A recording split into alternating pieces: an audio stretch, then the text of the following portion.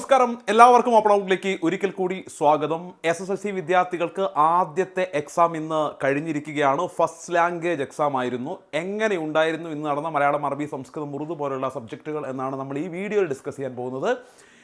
അതിനു മുന്നേ തീർച്ചയായിട്ടും ഈ ചാനൽ സബ്സ്ക്രൈബ് ചെയ്യുക. SSLC പരീക്ഷയുമായി ബന്ധപ്പെട്ട എല്ലാ അപ്ഡേറ്റുകളും വളരെ യൂസ്ഫുൾ ആയ വീഡിയോകളും ഞങ്ങൾ നിങ്ങൾക്ക് നൽകിക്കൊണ്ടേയിരിക്കും. സോ ഇന്നത്തെ പരീക്ഷ മൂന്നും അല്ലെങ്കിൽ ഈ ഓരോ സബ്ജക്റ്റും ഓരോ രീതിയിലാണ് വിദ്യാർത്ഥികളുടെ പ്രതികരണം. ആദ്യം മലയാളത്തെക്കുറിച്ച് പറയാം.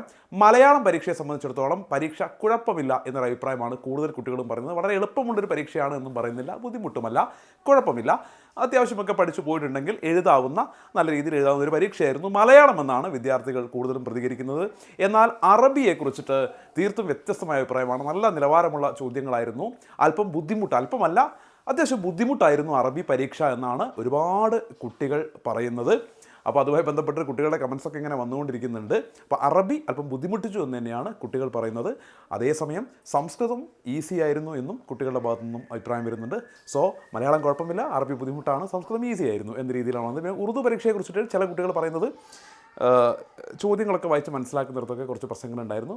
ബുദ്ധിമുട്ടൊന്നും പറയുന്നില്ല, എന്നാലും കുറച്ചൊരു കുഴപ്പമില്ല എന്ന രീതിയിൽ മാത്രമേ പറയുന്നു. അത്ര സാറ്റിസ്ഫൈഡ് അല്ല എന്നും പറയുന്നുണ്ട്. മലയാളത്തെക്കുറിച്ച് ഇത് തന്നെ പറയുന്നുണ്ട്, ഒരു സാറ്റിസ്ഫാക്ഷൻ കിട്ടുന്നില്ല എന്ന് പറയുന്നുണ്ട്, എങ്കിലും കുഴപ്പമില്ല എഴുതിയിട്ടുണ്ടെന്ന് പറയുന്നു.